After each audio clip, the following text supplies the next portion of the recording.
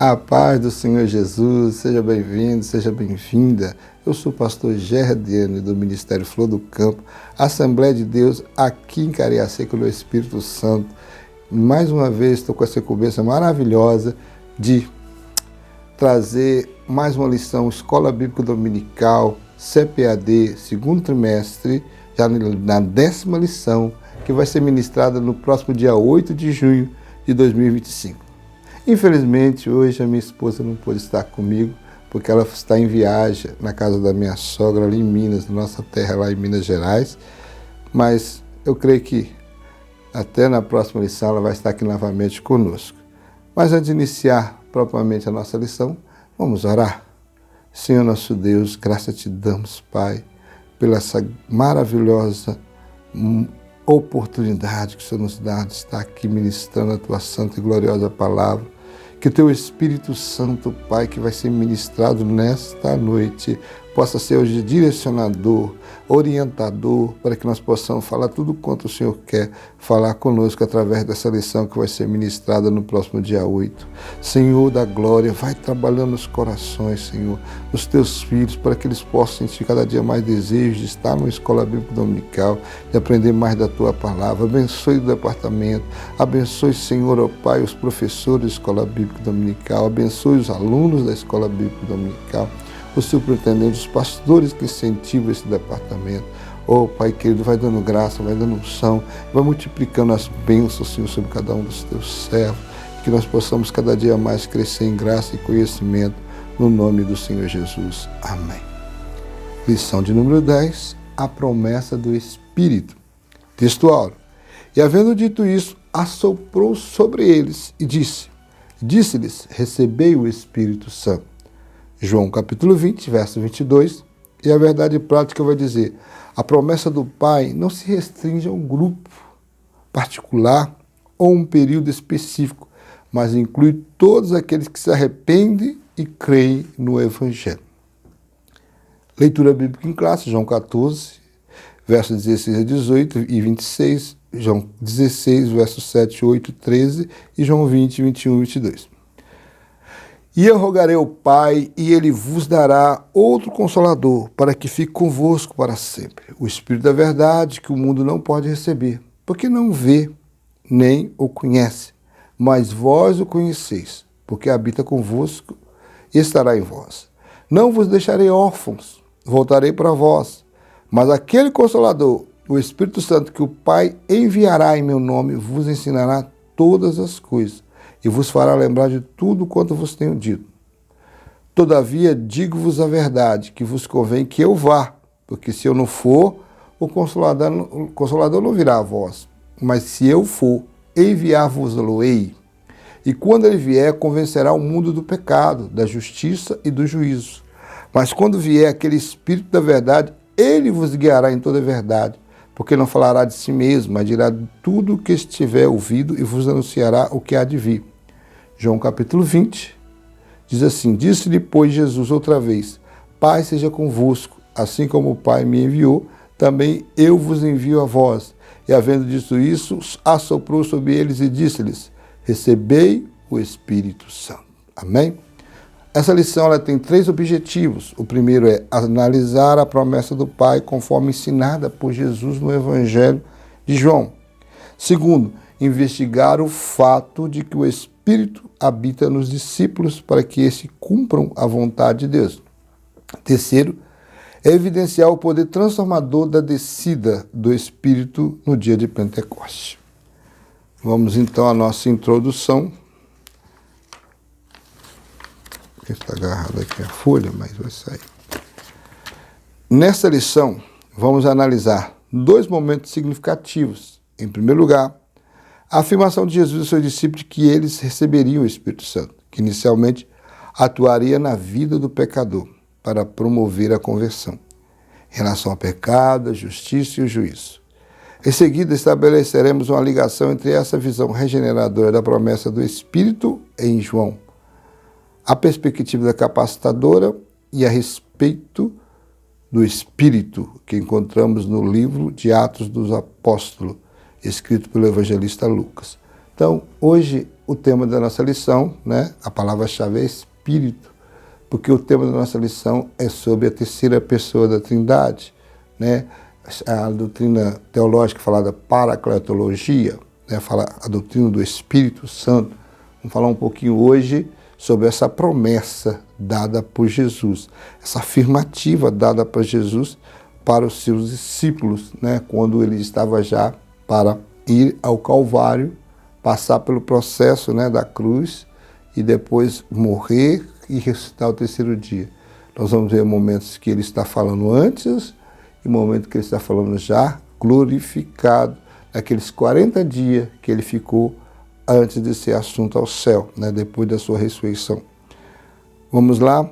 Nosso primeiro tópico fala sobre a promessa do Pai. Jesus enviará o Consolador. No Evangelho de João, capítulo 14, melhor dizendo, nós lemos: Ele vos dará outro Consolador, versículo 16. Esse Consolador é o Espírito Santo, que habita convosco, estará em vós, versículo 17. No capítulo 16 é mencionado que quando o Consolador chegar, convencerá o mundo do pecado, da justiça e do juízo, evidenciando a atuação regeneradora da terceira pessoa da Santíssima Trindade. Vamos então falar um pouco, né, de tantos assuntos que tem na Bíblia sobre o Espírito Santo. Nós vamos falar algumas coisas, né, poucas coisas, mas o que está dentro da lição, sobre a promessa do Espírito Santo. Sabemos que a Trindade ela é eterna. Tanto Pai, Filho e Espírito Santo. Se nós reportarmos a Gênesis, nós vamos ver lá, né, que o Pai estava criando. E a Bíblia fala que o mundo estava em caos, né? E o Espírito Santo do Senhor, ele pairava sobre a face das águas. Quer dizer, já desde o livro de Gênesis, nós estamos vendo aí o Espírito atuando com o Pai, com o Filho na criação. Então, ele já é, por ser da Trindade, por ser Deus, comprovadamente Deus, ele já estava lá no princípio com o Pai, no princípio com o Filho. E agora, Jesus veio cumprir o seu ministério terreno. Nós falamos em lições anteriores que no Velho Testamento o Pai era aquele que, né, estava em destaque, né? Ele que era o principal da história. Era ele que atuava, né? Não quer dizer que o Filho nem o Espírito Santo não atuasse, mas quem estava, né, no papel principal, vamos falar assim, da história no Velho Testamento, era o Pai.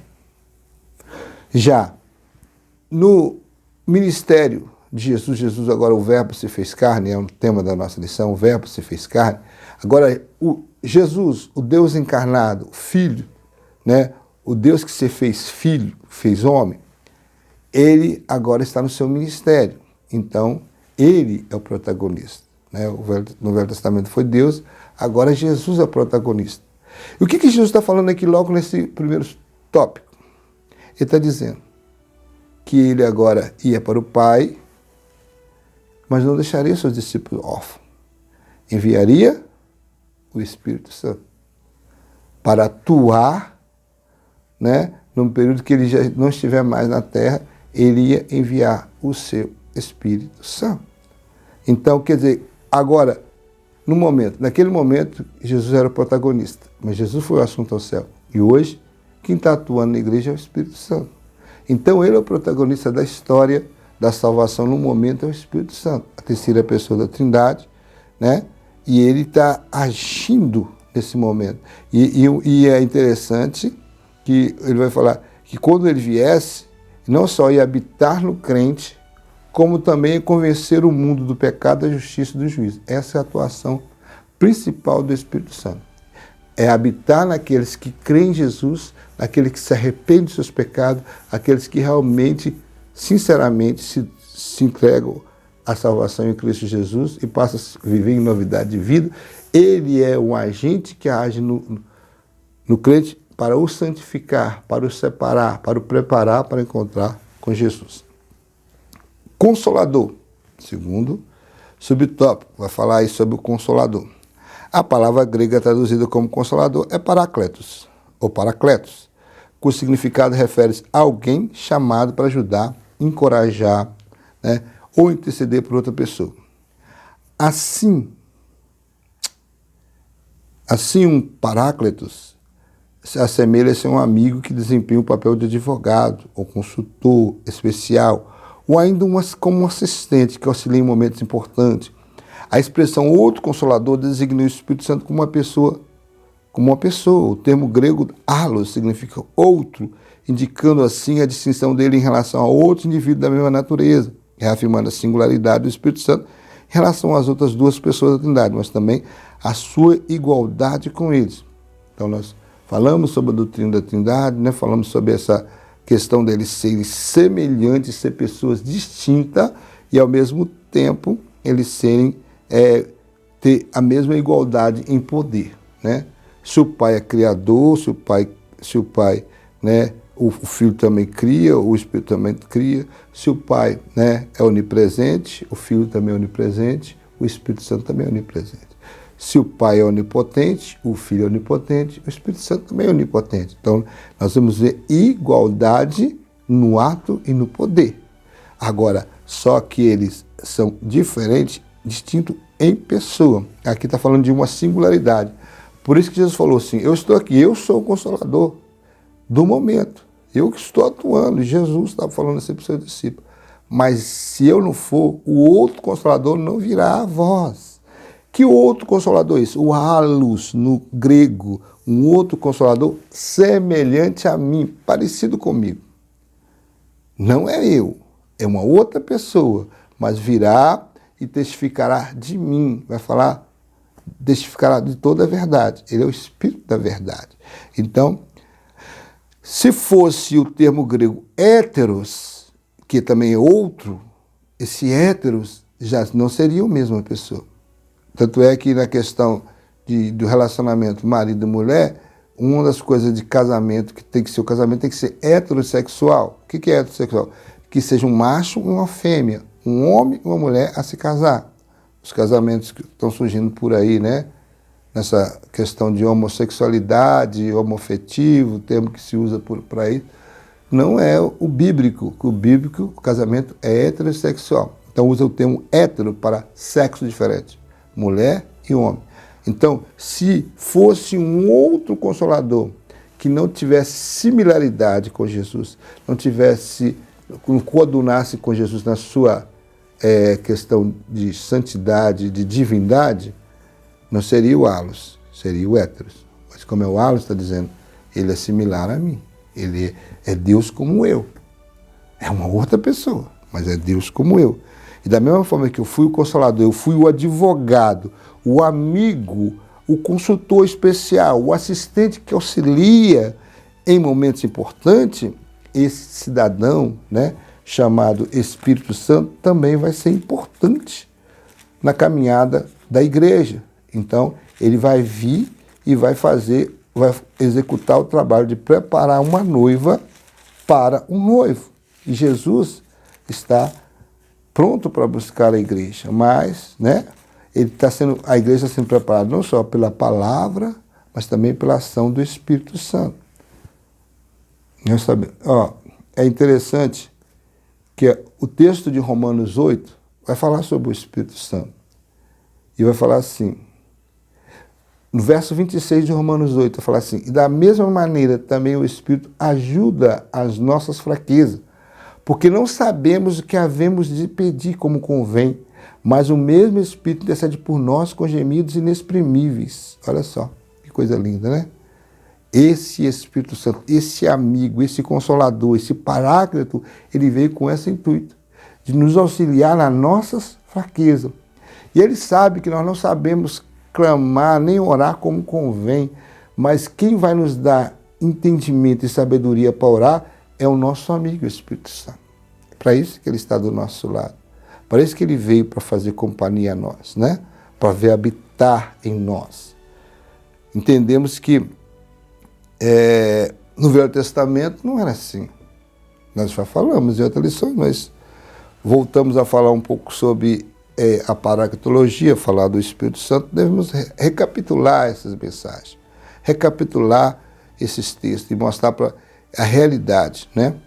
Que o Espírito Santo no Velho Testamento, ele se manifestava, como o próprio Cristo também, ele também tinha suas teofanias, mas só que não era o protagonismo deles. Então, o Espírito Santo vinha e agia, ou seja, num juiz, ou seja, no profeta, ou que seja no sacerdote, ou no rei.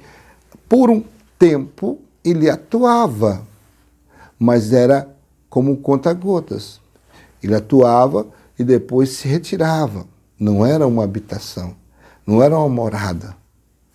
Então nós devemos entender, e eu quero que no final dessa lição você tenha entendimento de quão perfeito, quão maravilhoso é o nosso Deus, quão gracioso é o nosso Deus.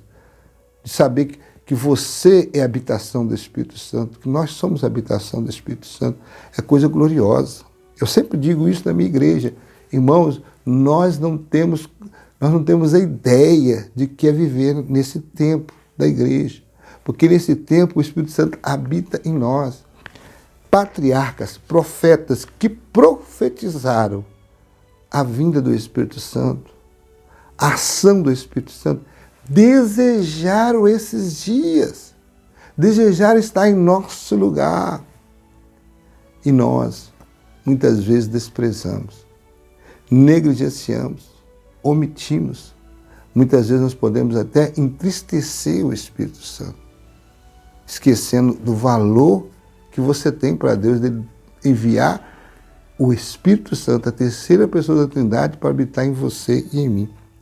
Não vos deixarei órfãos, é o terceiro subtópico que vai falar assim, olha, a palavra grega para órfãos, presente em João 14:18, é órfãos, ou órfãos. Quando Jesus morreu, os discípulos se sentiram órfãos.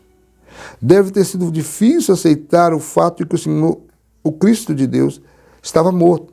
Não foi por acaso que nosso Senhor chamava os seus discípulos de filhinhos. João 13:33. Nessa relação pessoal entre Jesus e seus discípulos, o nosso Senhor garantia que eles nunca ficariam órfãos, desamparados ou desprezados. É assim que sentiu os discípulos. Abandonou os seus trabalhos, né? Deixou a pescaria, o outro deixou a coletoria, o outro deixou as suas funções para seguir e ser um discípulo de Jesus. Fazer parte do colégio dos 12. Agora, está chegando um momento em que haverá uma separação. Judas já foi cumprir o seu destino, já permitiu que Satanás entrasse nele e foi lá trair Jesus por 30 moedas de prata. Os outros 11 estavam com ele, mas ia chegar um momento em que ele seria preso e eles seriam dispersos. E nesse momento em que Jesus sofreria tudo e fosse à cruz, quando ele partisse, eles ficariam como órfãos, como alguém que perdeu o pai, como alguém que perdeu a mãe. Mas Jesus falou, eu não vou deixar vocês órfãos. O coração deles estavam tristes, por isso que Jesus começa João 14 dizendo, não se turbe o vosso coração, credes em Deus, crede também em mim. Então, ali está fazendo promessas futuras. E dentro dessas promessas de João 14, ele vai falar da promessa da vinda do Espírito Santo. Vamos para o nosso segundo tópico, que fala, o Espírito habita os discípulos. João 20:22. É crucial considerarmos o contexto que envolve os versículos 21 e 22 do capítulo 20 de João. Nessa ocasião, nosso Senhor apareceu ressuscitado e glorificado. A passagem bíblica, onde encontra os versículos 21 e 22, começa no versículo 19, João 20, 19 e 23.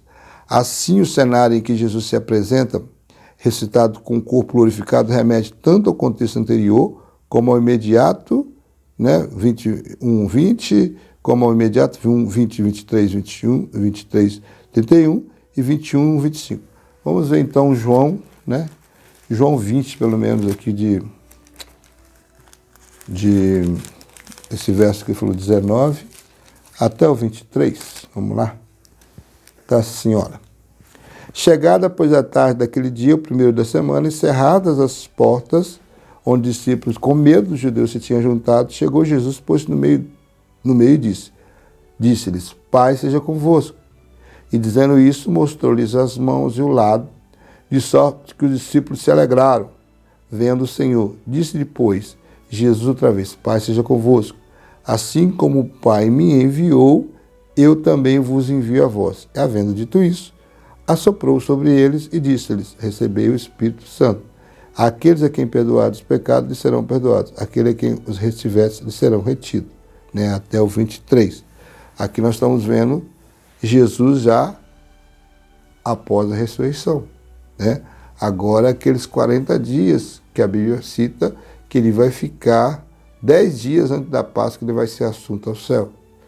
Os discípulos não sabem, foram da vinda do Espírito Santo, mas o Senhor falou: olha, ficar em Jerusalém. Mas é interessante nós destacarmos aqui esse texto.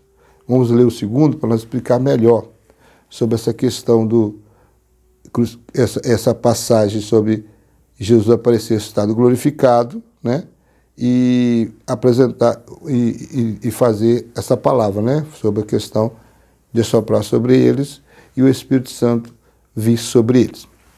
Vamos ler então o segundo subtópico e vamos estar explicando esse assunto. O capítulo 20 do Evangelho de João contém um versículo que gera diversas interpretações teológicas divergentes. Versículo 22. No entanto, a Bíblia do Estudo Pentecostal oferece uma observação significativa sobre a interpretação deste versículo. Ela esclarece que a palavra grega traduzida como assoprar é efusão, ou efusal, o qual também aparece na versão grega da Bíblia, a Septuaginta, em Gênesis 2,7, significando fôlego de vida. É utilizada em Ezequiel 37,9. No contexto da passagem, no contexto de assoprar os mortos para que vivam. Portanto, a expressão presente em João 20, 22 sugere que o Espírito foi soprado para trazer nova vida, indicando a perspectiva de regeneração dos discípulos como uma obra do Espírito ocorrida antes do dia de Pentecostes. É interessante esse assunto, muito lindo. Por quê? Nós temos que saber discernir o que é esse sopro de Jesus sobre o discípulo, receber o Espírito Santo, e o que é Atos, capítulo 2. Estavam todos reunidos no mesmo lugar e, de repente, veio um som veemente, impetuoso, um som semelhante de um vento, impetuoso, veemente, e encheu toda a casa. E todos viram línguas de fogo pousando sobre cada um deles. E todos foram cheios do Espírito Santo e falavam novas línguas. Isso aí é o texto de Atos, capítulo 2, que eu estou aqui falando alguma coisa desse capítulo. Nós temos que separar esses dois episódios.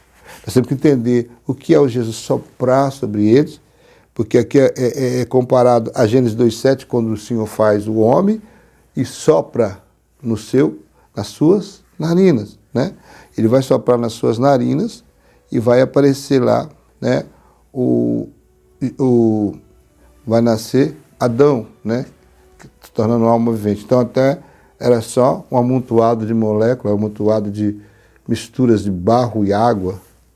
Agora ele vai soprar na narina e vai ver o quê? O que vai acontecer? Gênesis 2,7. Olha só. E formou o Senhor Deus o homem do pó da terra e soprou em seus narizes, ou em outras versões, em suas narinas, e o fôlego de vida, e o homem foi feito alma vivente. Então o homem era quando Deus moldou ele ali, no barro da terra, no pó da terra, ele é apenas um amontoado de barro. Mas quando ele sopra nas suas narinas, é que ele vai receber vida. E o homem vai tornar alma vivente. Agora nós vamos voltar aqui na questão, de Ezequiel 37,9. Aquela visão do vale dos ossos secos, eram ossos sequíssimos. Configurava naquela visão de pessoas que tinham morrido já há muito tempo. Já estava ali, aquele exército de ser humano ali, estava ali insepulto há muito tempo, na visão de Ezequiel. Mas o Senhor mandou ele profetizar ao Espírito, para que viesse e desse vida àqueles ossos. E Ezequiel vai testemunhar na visão que esses ossos realmente vão receber carne, vai receber tendão, músculo e vai voltar a viver. E vai ser um exército numerosíssimo. São dois textos que corroboram com esse texto de João 20, 22, porque da mesma forma o Espírito agora é soprado por Jesus em seus discípulos, dando-lhe nova vida. É como alguém morto para que viva.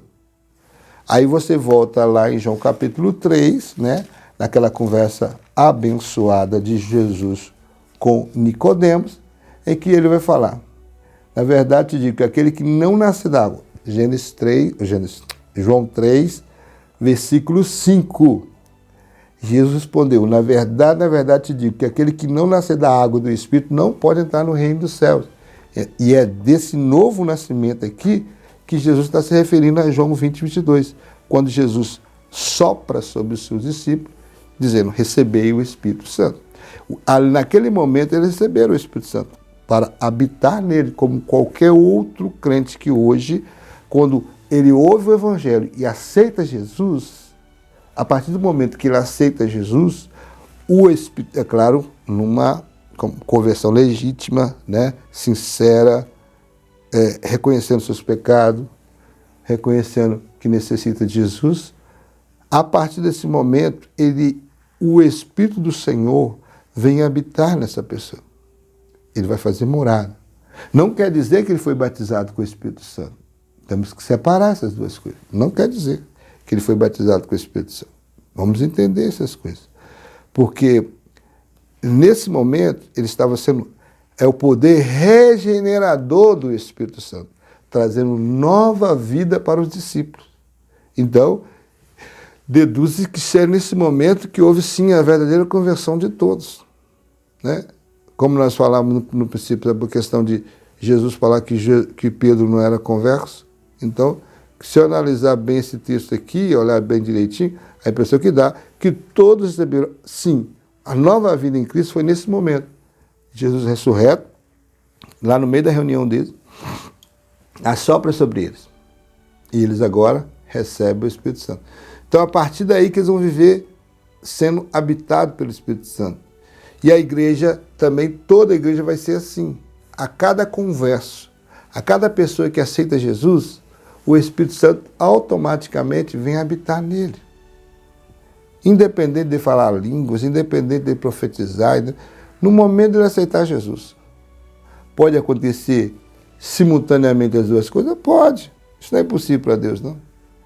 Pode uma pessoa, no momento que ele aceitar Jesus, não só o Espírito Santo vem habitar nele, como ele pode ser batizado com o Espírito Santo na hora da sua conversão. Isso é da vontade daquele que batiza, que é Jesus. Ele que prometeu batizar com o Espírito Santo. Tanto é que João Batista falava sobre isso, né? Eu vos batizo com água, mas aquele que vem após mim, que não sou digno nem de desatar as alparcas ou as sandálias, esse vos batizará com o Espírito Santo e com fogo. Então, João já testificava que quem batiza com o Espírito Santo é Jesus. Agora, aqui é no momento da conversão, é o momento em que o discípulo está recebendo nova vida no Espírito Santo, através do Espírito Santo. Um episódio anterior ao Pentecoste, terceiro subtópico aí do segundo tópico, fala, em João 20, 22, também se lê, recebei o Espírito Santo. Essa expressão surge como consequência direta da menção assoprou sobre ele, indicando que o Espírito Santo habitou os discípulos naquele momento específico. A partir desse ponto, os discípulos tornaram-se nova criação, completamente regenerados e sendo governados, habitados, vivificados pelo Espírito Santo. Está lá em Romanos 8, 9, 14, Gálatas 5, 16, 26. Posteriormente, o que ocorreu em Pentecostes seria uma segunda obra distinta, que eu acabei de falar, né? E capacitadora do Espírito para o discípulo pregar o Evangelho, começando em Jerusalém até os confins da terra. Atos capítulo 1, verso 8, né? Em Atos 1, verso 8, Jesus vai fazer uma célebre promessa. É a promessa da vinda do Espírito Santo. Então ele fala com eles, 1:8. Mas recebereis a virtude do Espírito Santo que há de vir sobre vós, e ser-me-eis testemunha, tanto em Jerusalém, como em toda a Judéia e Samaria, e até os confins da terra. Então, O objetivo de Jesus em João 22 é fazer com que o Espírito Santo viesse agora habitar nos seus discípulos e agora fazer morada neles. Como em qualquer crente que se converte e crê nele e se arrepende dos seus pecados e passa a ter uma novidade de vida. Esse Espírito Santo vai fazer como vai acontecer, como aconteceu na vida do discípulo, aconteceu na minha vida e vai acontecer na sua vida. Já essa promessa de Atos 1:8 é a virtude, é o poder do Espírito Santo, sabe para quê? Para ser testemunha em qualquer lugar que você for, seja em Jerusalém, seja em Judéia, Samaria, até os confins da terra. Jesus falou, não importa se você vai pregar localmente, se vai pregar nos arredores, se vai pregar no estado, no país ou no mundo. O Espírito Santo ele veio para te batizar, para te dar poder, para pisar serpentes e escorpiões, para impor as mãos sobre enfermos, né? Nós vamos ver lá em Marcos, né? Marcos vai falar sobre isso, como qual é a ação do Espírito Santo na vida do cristão. Mateus, Marcos 16, me parece. Olha o que vai falar. No finalzinho aqui, ó, isso é a ação do Espírito Santo, né? Quem crê e for batizado será salvo, no verso 16, mas quem não crê será condenado. No verso 17 diz, e esses sinais seguirão os que crerem, em meu nome expulsarão demônios, falarão novas línguas, isso é a ação do Espírito Santo. Pegarão nas serpentes, beber alguma coisa mortífera, não lhe fará dano algum, e imporão as mãos sobre o enfermo e os curarão. É tudo obra do Espírito Santo na vida do crente. É dons espirituais, aqui tem dons de cura, dons de línguas, né? A grossolá, que se fala, falar em línguas, profetizar, né? Ter poder de repreender, expulsar demônios, né? Isso é coisas que só o Espírito Santo agindo no crente pode verdadeiramente se manifestar como testemunha de Jesus. Então, nós temos aqui duas ações. Uma ação do Espírito Santo vir habitar em nós, como eu li em João capítulo 3, verso 5, né? João 3, 5, que fala sobre isso, né? Que é necessário você nascer de novo, nascer da água e do Espírito. Então, está falando ali já a ação do Espírito na vida do cristão, na vida do crente. Nós temos que entender isso. Então, separar como o que é batismo no Espírito Santo, né? O batismo e batismo pelo Espírito Santo. Também tem que saber essa separação. Batismo com o Espírito Santo ou no Espírito Santo é a mesma coisa. O batismo no Espírito Santo e com o Espírito Santo é o de Atos 2. É quando você é batizado com o Espírito Santo ou você é batizado no Espírito Santo que você recebe poder. Você recebe dínamos, né? Você recebe graça, a partir daí você vai falar novas línguas. Se você buscar os dons, você vai ter dom de maravilha, de operar maravilhas, dom de cura, né? Dom de profetizar, dom de falar em línguas, de discernir línguas, diversos dons que o Espírito Santo concede a cada um segundo a sua vontade. Agora, então, aí na questão dos dons, é no batismo, no Espírito Santo ou com o Espírito Santo. Agora, o batismo pelo Espírito Santo, aí é diferente. Porque o batismo no e com o Espírito Santo é Jesus que faz. A promessa que eu falei já no início, quem prometeu se batizar com o Espírito Santo é Jesus. Agora, pelo Espírito Santo, é o próprio Espírito Santo que vai me inserir e vai te inserir no corpo místico de Cristo, no corpo de Cristo. Então, essa a questão de habitar o crente, é isso, é para eu inserir no corpo de Cristo. Então, a partir do momento que eu aceitei Jesus, o Espírito Santo vai habitar em mim, para quê? Para que eu agora fosse membro do corpo de Cristo. Agora eu sou um membro do corpo. A cabeça é Jesus, mas eu sou um membro do corpo de Cristo, porque foi o Espírito Santo que me posicionou lá. Amém? Vamos então para o terceiro tópico. O terceiro tópico vai falar sobre a promessa do Pai no dia de Pentecostes. De repente, número 1, de repente. O aparecimento de Jesus em João 20 refere-se ao período compreendido entre a Páscoa e o dia de Pentecostes. Após a ressurreição do Senhor, melhor dizendo, o Senhor glorioso aparece aos seus discípulos na Páscoa o cordeiro da expiação foi sacrificado, sendo Jesus o cordeiro de Deus, conforme estudado ao longo do trimestre. No entanto, 50 dias depois da Páscoa, celebrava-se a festa da colheita, o dia de Pentecostes. Foi ao final desses dias, ainda não concluído, após Jesus ter feito promessas de recebimento do poder, Atos 1, 4, 8, que de repente, Atos 2, 2, ocorreu um acontecimento extraordinário, o derramamento do Espírito Santo, Atos 2, 1, 4. Esse de repente é tremendo de Deus, né? Mas Jesus havia falado, não muitos dias, vocês vão receber o poder. Aqui o nosso comentarista está nos localizando sobre a questão da festa da Páscoa e a festa de Pentecostes. Jesus estava ali nesse período entre a Páscoa e o dia de Pentecostes, porque a Páscoa já havia passado e Jesus morreu justamente na Páscoa, porque ele é o verdadeiro cordeiro que deveria morrer pelos pecadores. Todos os cordeiros, desde a primeira Páscoa, quando o povo de Israel estava lá preparando, já com tudo preparado para ser livre do cativeiro egípcio, e que Deus dá ordem a Moisés da forma que seria celebrada a Páscoa, e quando eles matam o cordeiro e celebram a Páscoa ali com ervas amargas, com pães asmos, já tudo preparado para a viagem, ali era aquele cordeiro morto ali, aquele cordeiro morto ali, já apontava para o Calvário. Porque Jesus, ali Deus estava dando livramento como um forte, tirando Israel das garras do maior poder bélico, poder, né, gentílico da época que dominava o Império Egípcio.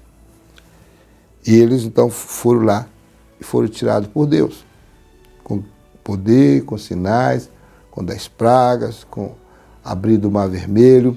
Tudo isso foi a ação de Deus, né, lá com os cordeiros.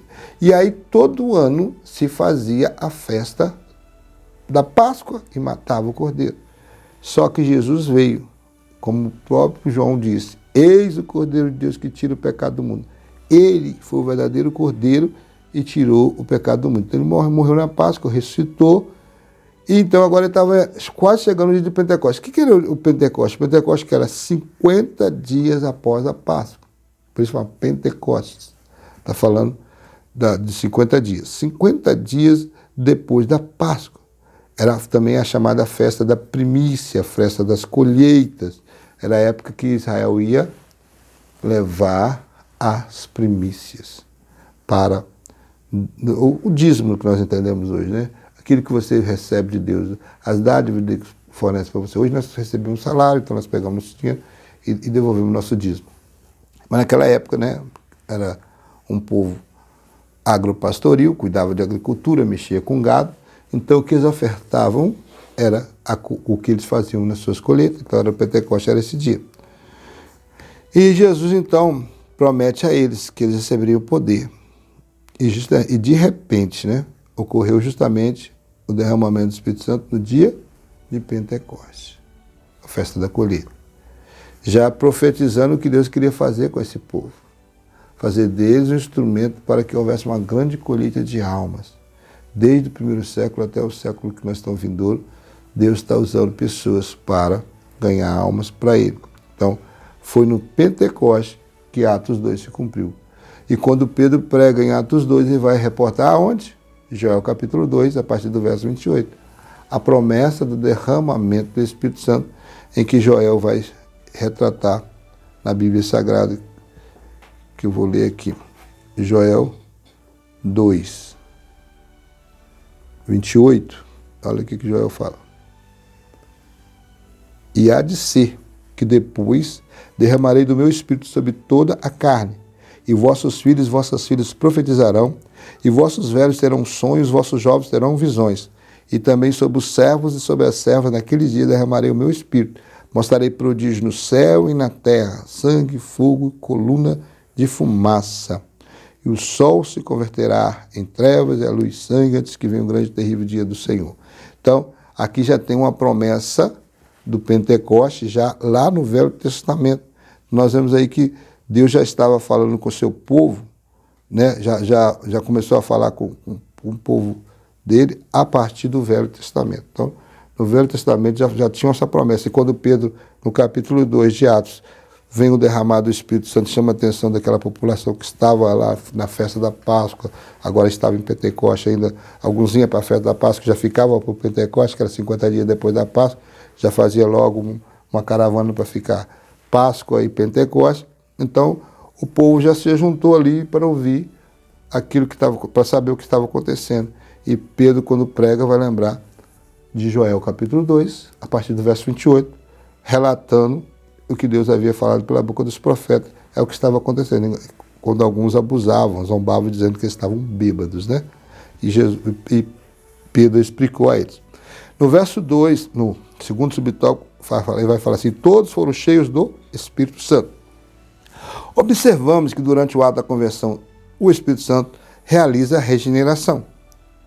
Contudo, desde que se dá essa obra regeneradora do Espírito, é necessário que os salvos sejam cheios do Espírito, revestidos de poder para testemunho do Evangelho. Assim sendo, especialmente no livro de Atos dos Apóstolos, os teólogos associam ser cheio do Espírito e ao batismo no Espírito Santo, como descrito quando dizemos todos foram cheios do Espírito Santo, e consequentemente começaram a falar em outras línguas, conforme o Espírito Santo lhe concedia que falassem.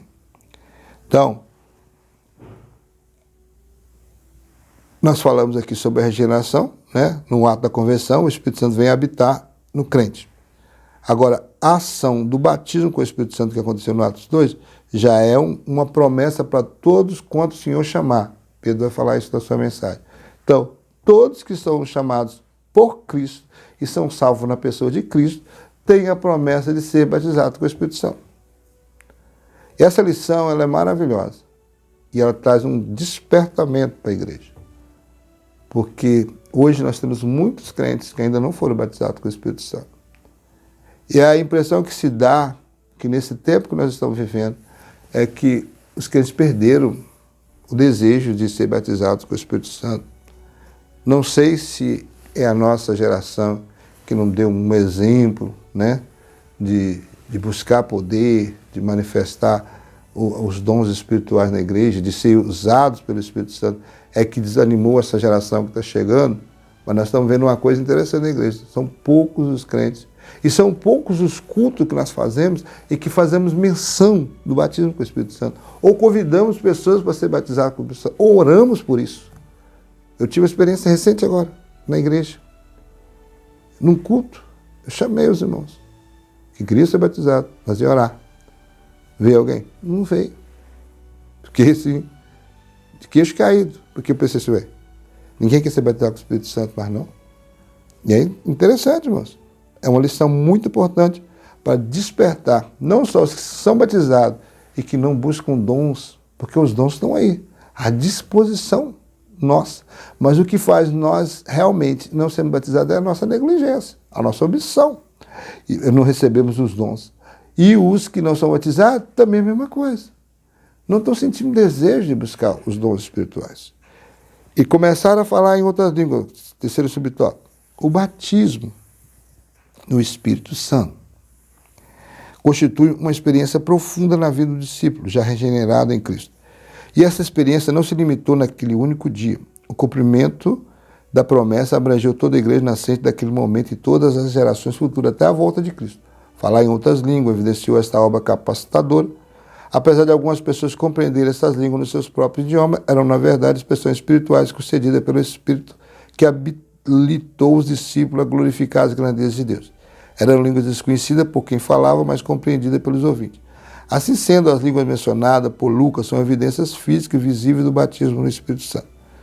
E a razão de que nós, pentecostais, assembleianos que somos, né? Vamos falar da Assembleia, porque eu sou assembleiano, somos pentecostais, nós evidenciamos nos nossos dias também que alguém foi batizado com o Espírito Santo no falar línguas estranhas. Quando não falar línguas estranhas, ele pode se alegrar, ele pode chorar, ele pode até manifestar uma alegria na presença do Espírito. Mas enquanto ele não fala línguas, é evidência física visível, né? Para que nós possamos crer que ele foi verdadeiramente batizado com o Espírito Santo. Mas é necessário, irmãos, nós buscarmos o batismo com o Espírito Santo, porque é para o tempo de hoje. Nós estamos vivendo já a geração, nós estamos vendo o tempo do engano, o tempo da mentira, o tempo da falsificação do evangelho. Tem muitos evangelhos sendo pregados, inclusive o cessionista é aquelas igrejas que não acreditam mais nos dons nem no batismo com o Espírito Santo. Para elas, ficou lá no tempo apostólico. E nós não, nós somos pentecostais, temos que provar para esse povo que Deus ainda habita no meio da igreja. Não só habita no crente que é regenerado, como também manifesta os seus dons. Mas quem vai manifestar os dons somos nós que buscamos o batismo, quem não é batizado, e os dons quem já é batizado. A nossa conclusão vai dizer, a promessa do Pai tem a ver com a regeneração do pecado e com a capacitação do salvo para testemunhar do Senhor Jesus em todos os lugares. Essa promessa perpassa toda a Bíblia e se manifesta na vida do pecador, regenerando na vida do salvo, batizando no Espírito Santo. Então, nós temos aqui, dentro da conclusão, 2 episódios, né? Não só a promessa do Pai para a regeneração, quando eu falei sobre o Espírito Santo vir habitar no crente, e o batismo é para a capacitação do salvo, para testemunhar do Senhor, né? É um exemplo básico. Você quer evangelizar alguém e às vezes essa pessoa não te dá muito ouvido. Essa pessoa não te ouve. Você já tentou algumas vezes, né, chegar e trazer a palavra de Jesus para ele, mas ele não te dá crédito. Aí você é um servo já batizado com o Espírito Santo, você começa a buscar o Senhor, orar por essa pessoa. Aí Deus vai se revela algo que só essa pessoa e Deus sabe. E você chega e fala para ela, acontece isso e isso na sua vida. Você precisa disso. Na hora, ela vai entender que você é um testemunho de Jesus. Ela vai entender que algo de Deus tem na sua vida. Porque ela vai saber, ninguém sabia disso. Como esse cidadão ficou sabendo? Lembra da situação de Daniel? Quando estava na Babilônia, quando o rei teve um sonho. Interessante que ele chamou todos os sábios lá para revelar o sonho. Certo? Todos. Não lembrou de Daniel, não, nem dos seus amigos, mas chamou os outros sábios. Quando ninguém conseguia saber o sonho nem interpretá-lo, mandou matar tudo. E ia matar Daniel também. Ia matar os seus 4 amigos, seus 3 amigos. Mas quando ele pediu um tempo para orar, chamou seus amigos para orar, Deus revelou a ele não só o sonho do rei Nabucodonosor, como também o discernimento do sonho. É assim que Deus faz, né? Ele foi diante do rei, trazendo o sonho que o rei falou que não lembrava mais, e não trazendo o sonho e trazendo o discernimento. Tá vendo aí? Então, olha como é que Deus usou Daniel numa situação difícil. Ia morrer todo mundo, inclusive ele. Ele livrou todos os sábios da Babilônia, todos os caldeus, todos os entendidos, adivinhos, todo que tinha lá, que buscava algum conhecimento, sabia de alguma coisa, ia morrer todo mundo. Mas quando Deus revela o profundo, ele mesmo diz que Deus é aquele que revela o profundo e escondido, e ele mora na luz. Então assim também é nós, como servos do Senhor. O Espírito Santo veio para isso, para nos auxiliar na obra redentora, na obra de salvação, na salvação das pessoas. E aí, é nesse momento em que você tem uma dificuldade de se aproximar de alguém, Deus vai usar, o Espírito Santo vai te usar para falar algo para essa pessoa e que vai impactar o coração dessa pessoa. 1 Tessalonicenses 5, lá no verso 17, parece. Deixa eu ver se é no 17. Não, é 17. É um versículo interessante, que fala no verso 19. Não extingais o Espírito e não desprezeis as profecias. Aqui, nesse texto, está dizendo assim, que Deus te deu a dádiva de ser salvo na pessoa bendita de Jesus Cristo, fez o Espírito Santo habitar em você a partir como nova criatura, mas você pode, em outro texto, agora não estou lembrando, em outro texto você vai saber também que você pode entristecer o Espírito Santo. E aqui, Paulo ainda fala assim, não extingais o Espírito, quer dizer que você pode apagar o Espírito da sua vida. O Espírito pode se afastar de você. Não desprezeis as profecias. Também, ação do Espírito Santo na igreja. Quem faz o crente trazer profecia para a igreja é o Espírito Santo. Então, não posso não só ser omisso de buscar o batismo e os dons espirituais, como também não posso desprezar aqueles que são usados por Deus. Então, essa é a mensagem que eu deixo para vocês. Não extingais o Espírito, não desprezeis a profecia. Vamos buscar a Deus, vamos buscar o Senhor, vamos nos encher do Espírito Santo. Sabe por quê, querido? Porque lembra daquele texto, lembra daquela parábola das 10 virgens, que 5 era nessa e 5 era louca? Aquela que trazia o azeite, as lamparinas acesas e depósito, reservatório de azeite, elas configuram os crentes cheios do Espírito Santo. Que mesmo que a sua lamparina apague, ela tem reserva para acender de novo. Agora, ou melhor, nem apaga, né? Porque tem reserva. Quando as outras olharam, ela já estava apagando, ou já estava apagada. Não tinha mais azeite. Então é tempo de se encher do Espírito Santo. Sabe por quê? Porque quem entrou para as bodas foi as que tinham apagado as lamparinas ou as que mantinham as lamparinas acesas. Pense nisso. Então é necessário nós nos enchermos do Espírito Santo, nos revestirmos dele para fazer uma obra para Deus. É para isso que o Senhor enviou o teu Espírito Santo. E é esse Espírito Santo, através da nossa vida, que vai convencer o homem do pecado, da justiça e do juízo. Amém? Não deixe, querido, de ir à escola dominical no próximo domingo e assistir essa tão gloriosa aula. Nós estamos aqui apenas com subsídio. Vá assistir, vai ouvir seu professor ensinar essa aula. E você que está nos ouvindo, quiser comentar, curtir, compartilhar e até se inscrever no canal, vai ser bênção. Amém? Que Deus em Cristo nos abençoe. Em nome de Jesus.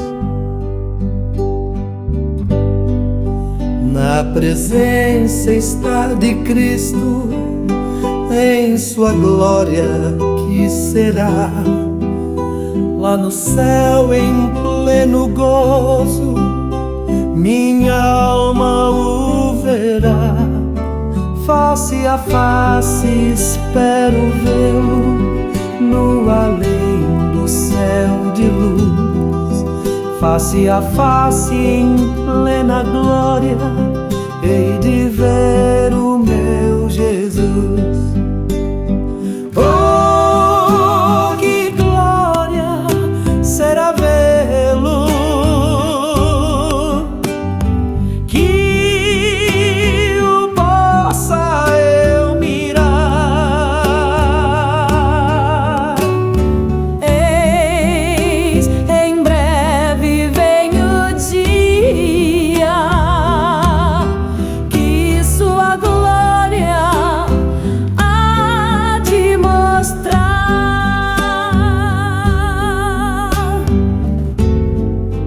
Quanto gozo há em Cristo, quando não houver mais dor, quando cessar o perigo e gozarmos pleno amor. Face a face, quão glorioso há de ser o existir, vendo o rosto de quem veio nossas almas redimir.